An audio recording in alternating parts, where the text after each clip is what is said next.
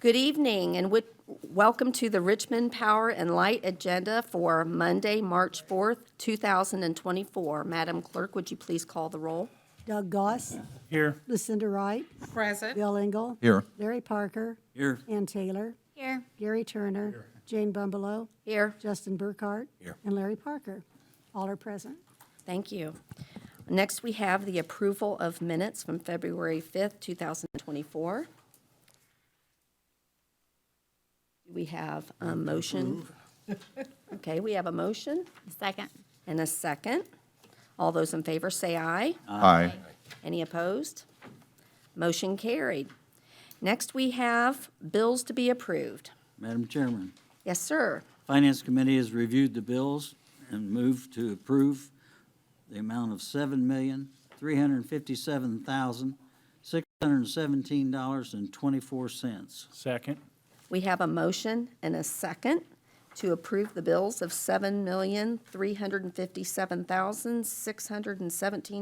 $7,357,617.24. All those in favor say aye. Aye. Any opposed? Motion carried. All right, bills previously paid. We already have that one, don't we? Because that goes with the total. Okay, here we go. Any remarks by the chairman? I want to thank Tony for all the hard work that you do, and we sure appreciate you. Thank you. You're welcome. Okay, any unfinished business? All right, next we have the report by the general manager. Okay, good evening, everyone. It's good to Good see evening. everyone tonight. Good evening. Pictured here are some of our crews working on East Chester Road, doing some pole replacements. Every 10 years, we have all of our poles inspected, and then we spend pretty much the next 10 years replacing those that are bad or borderline.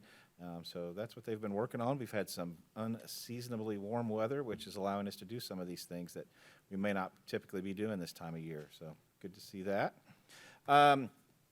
Our action items for this evening. First, we would like to open bids on a new Class 7 Super Duty bucket truck for the line department as previously approved in the budget.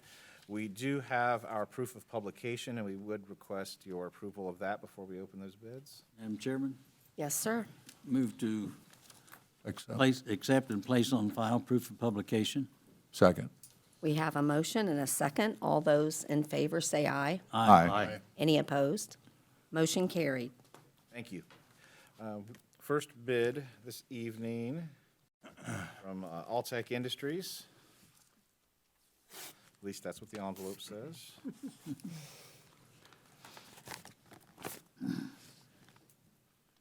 Bucket truck bid.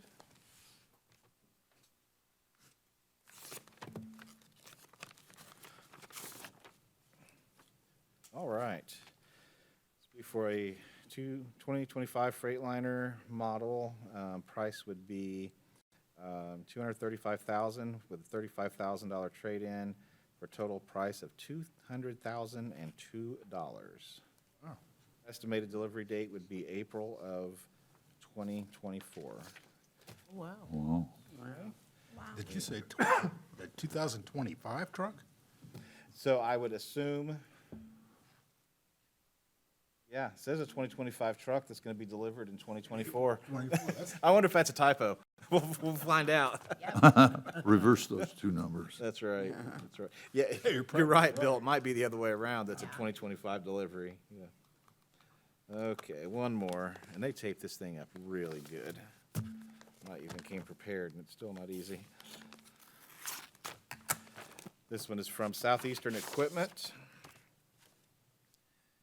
They are bidding a 2024 Freightliner with the bed mechanism is called a Terex. Price of $268,500, trade-in of $20,000 for a total price of $248,500 with an estimated delivery date and quotes and really big in stock for immediate delivery. So Wow. that's the first wow. time we've seen that in a long, long time. So, But we're going to get a 25 in 24. for less. So we would request to take these under advisement. Okay. Do I have a motion to refer the bids? Motion to refer. Second. We have a motion and a second to refer the bids. All those in favor say aye. Aye. Any opposed? Motion carried. Thank you. The second action item this evening is a request to receive bids on a new electric tow motor for the line department as previously approved in the 2024 capital budget. Our trade is a 1982, I don't know how you pronounce this, Heister J30 tow motor. It's lived a long life. It still works, but recently when things have broke, we've had to take those components to machine shops to have components custom made, so it is becoming harder and harder to keep this little machine alive. So we would like to go out to bid for a new one. Okay. All right. I need a motion to receive bids on the new electric tow motor. Madam Chairman, Yes, ma'am. Yes, I'll sir. I'll make that motion. Okay. Second. Or We President. have a motion and a second. All those in favor say aye. Aye. Any opposed? Motion carried. Madam Chairman, Yes, sir. I'd like to ask Tony, why are we going with electric? We just want electric? You know, I will report back to you at the next meeting as to why we want electric, but that's what the line department has requested, so they must have some logic on that. Do they take it out in the field or just there in, We use it primarily, where you see it here is on our back lot, and it's primarily used to move, you know, reels, transformers, things like that, and to bring those inside, so it is used inside quite a bit as well. our other tow motors, what are they? Are they electric or gas? Gas, Propane? propane, yeah. Oh, wow. I just, do you have any idea what the difference in cost is between an electric one and a propane? And then I will find out, because what Aaron does when he prepares his capital budget, he gets quotes, so we can try to have an accurate number to put in the budget. So I'm wondering if electric is cheaper, because we try to be frugal, but I'll have a full report on that next time. Thank you. Thanks. Madam Appreciate it. Chair. Yes, ma'am. Tony, do they take into consideration, you said those are used a lot inside. I recently was reading, basically, if one catches on fire, there is no putting it out. Oh, I don't know if that's true. Maybe somebody here can enlighten us more on that, but that would definitely be a safety concern that I would Okay. have, so I would probably like to see the difference in the cost. We will definitely look into that as well. I'll let you know. Thank you. Thanks. I appreciate it. All right, letter C, we have a request to receive bids on one new Class 6 tree trimming bucket truck for the line department. Yes, so this also was approved in the 2024 capital budget. We'd like to keep our vehicles 10 years. We don't like to trade them in any earlier than 10 years. This one is a 2009 model. Like we've discussed before with lead times, we would like to get this on order. We do have a trade, which is a 2009 that has 69,000 miles. Again, those are 69,000 miles sitting and with that bucket in operation, driving the streets of Richmond. Engine hours of 10,500. I think we talked a little bit about this last meeting. A conservative number that can be used when estimating a miles to an hour of use is about 30 to 60. So if we go with a conservative 30, that's 300,000 miles on that engine. So anyway, we would like to go out to bid on this as well. All right, do we have a motion? So moved. Second. We have a motion and a second to authorize the general manager to receive bids on the new Class 6 tree trimming bucket truck for the line department. All those in favor say aye. Aye. Any opposed? Motion carries. The next item on my report, which is another action item, is to approve the ECA for the second quarter. So as a reminder, the ECA stands for Energy Cost Adjustment. Other utilities call it the FCA, or the Fuel Cost Adjustment, or the PCA, Power Cost Adjustment. The ECA is definitely not new. It is a reconciliation of the previous quarter's actual energy cost.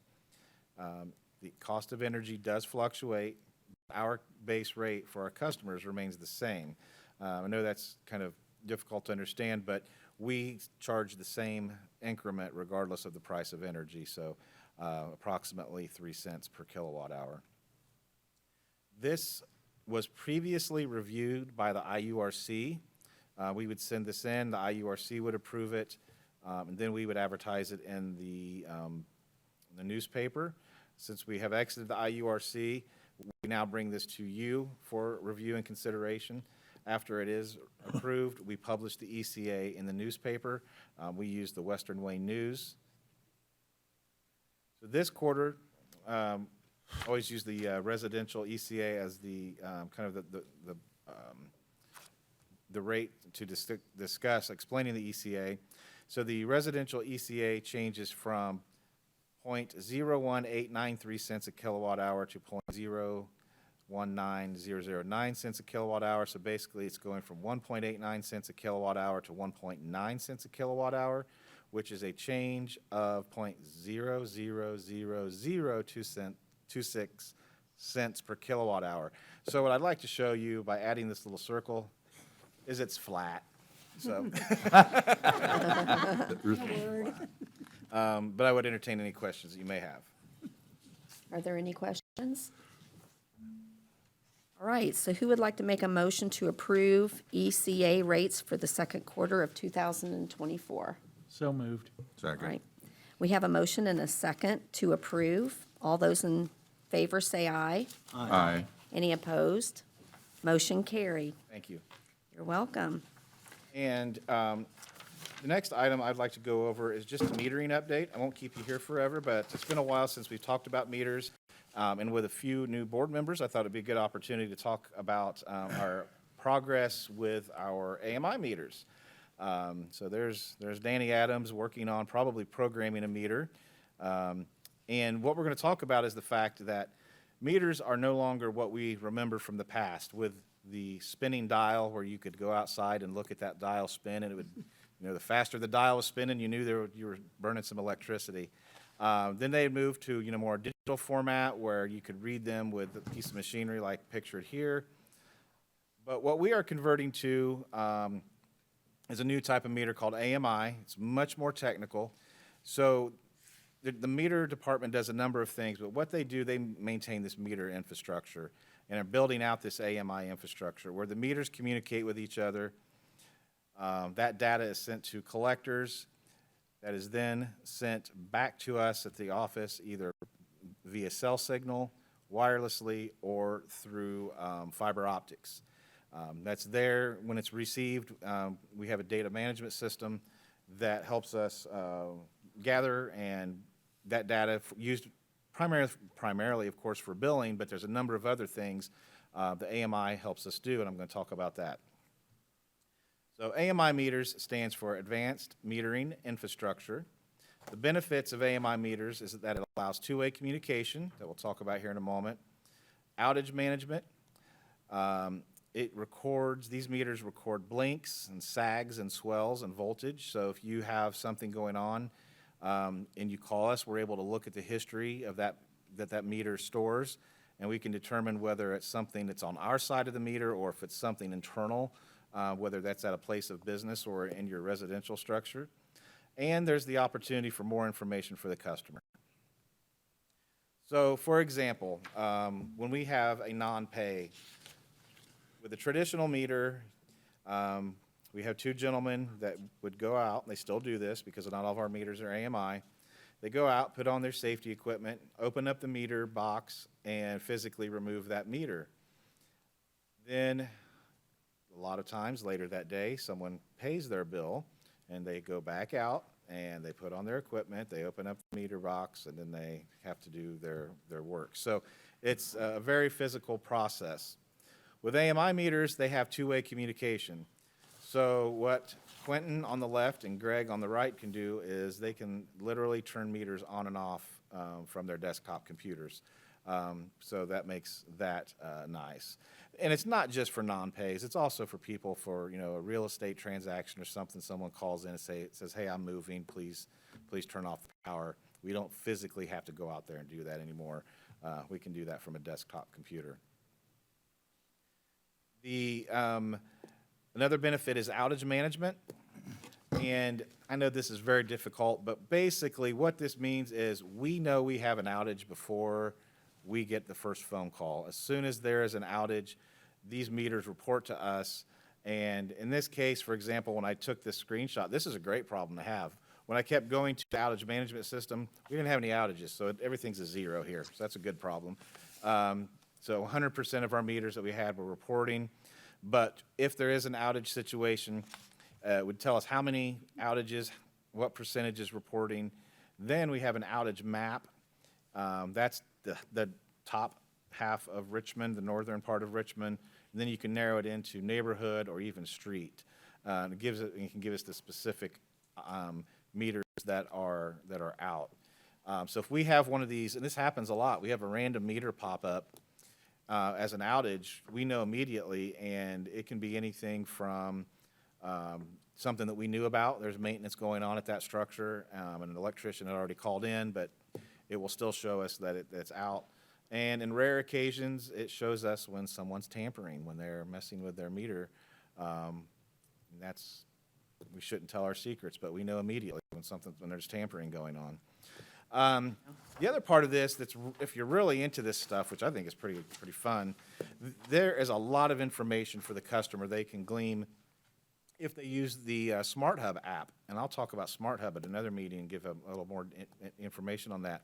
But if you use our mobile app, there is a lot of data you can glean from your meter, in addition to paying your bill with Smart Hub and reporting outages and things like that. So I've got a couple of snapshots here.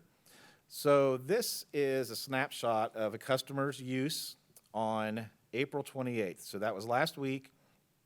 The reason I used this one, I thought it was kind of interesting. This is the night that the storms rolled through. And you can see on the top of that black line represents temperature. So around 4 a.m., it was 70 degrees. And look at the usage. It's the green bars at the bottom. There was very minimal usage. But later in the day, the temperature had dropped to the mid-20s, and as you can see, the green bars were up, meaning there was more usage. So weather is the big, there's a lot of correlation between electric use and weather, of course. So that was a daily snapshot, hour by hour. You can also look, I pulled a billing, this is for the entire billing period, and it's the same thing. If you look at this, you will see the black line shows that the temperatures look to be at the 20s. And then again, here the green bar shows usage is up. Here, the black line, we're seeing temperatures near 60. And usage is down. So again, you can see that correlation between weather and usage. And so if someone was interested in seeing how they were tracking for billing or managing their bill, this could be one way to do that. So how many meters do we have out there? How many AMI meters? So this number is probably wrong because we're installing new meters every day, but as of Friday, we had 12,850 AMI meters in the field, with about 9,400 yet to be installed. We have 2,600 in stock and should have about another 1,150 delivered in June. We have on order to be delivered throughout 2025 and installed in 2025 and early 26, approximately 5,000 meters, and that will complete our AMI conversion. We will have when that is done, we will have completed our AMI conversion about 2 years ahead of schedule. Wow. So you may recall I came to you in, I think it was August of 2022, and mentioned that we had the opportunity to lock in prices for meters, and you gave us permission to do that. And when we did that, we also increased our budget by $100,000 a year, so we could take advantage of those meter costs, because with everything, prices were going up. And number two, would allow us to complete this project sooner. So we are still on schedule to get this done here the early part of 2026. One of your questions may be, how much does a meter cost? And a single-phase meter, a residential meter, they cost $198. The polyphase meters for the larger customers, they are just under $500 each. And I would entertain any questions you may have, but just thought it would be a good time just to bring you up to date on the AMI conversion.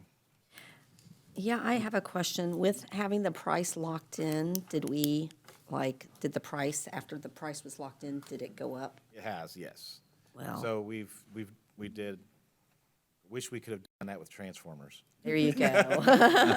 There you go. That was a good call. I remember that. Very Madam- good. Madam Chairman. Tony, do you have a sense of how long these things last? Are they? About 20 years. Oh, really? So what we will do after we get these installed, then we'll start the process of just going around and doing testing for accuracy. You know, these digital electronic meters are a little different than the old mechanical meters where you had moving pieces that would wear out. And so the need for the, you know, more routine type of inspections isn't as important, but it is still important that we get out there and test those. So it's a never-ending process for sure. Yeah. Great, thank you. Mr. Chair, Mr. Chair, Yes, sir. Mr. Chair. That's okay. I called him Mrs. if a resident does not have an AMI meter and they would like one so they can get all that cool data, and they call and Yes. request one? Yeah, That's awesome. we can move you up on the schedule for sure. That's awesome. Good question. Do all of us have them? Yeah. How do you know if you? I'll let you know. Well, I'll find out, and I might maybe. I give a can, call. I can log into Tantalus now, but I don't want to show all your personal. Does it look still? Well, thank you. All right, do we have any other questions for the general manager today? Madam Chairman? Yes. How about a dumb question? How do you know if you have an AMI meter? in your house? If you use the mobile app, one of the biggest giveaway is that you will be able to see your usage hour by hour. Otherwise, the old style called ERT meters, they do not report hourly. It's more of a couple times a day. Okay. So that's the easy way to look, but I'll email all of you this week and let you know if you have one or not.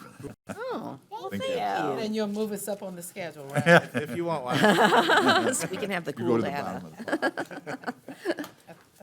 Are there any other questions? All right. We don't have any new business, do we? Move for adjournment. Second. We have a motion and a second to adjourn. All those in favor say aye. Aye. Any opposed? Motion carries. Meeting's adjourned.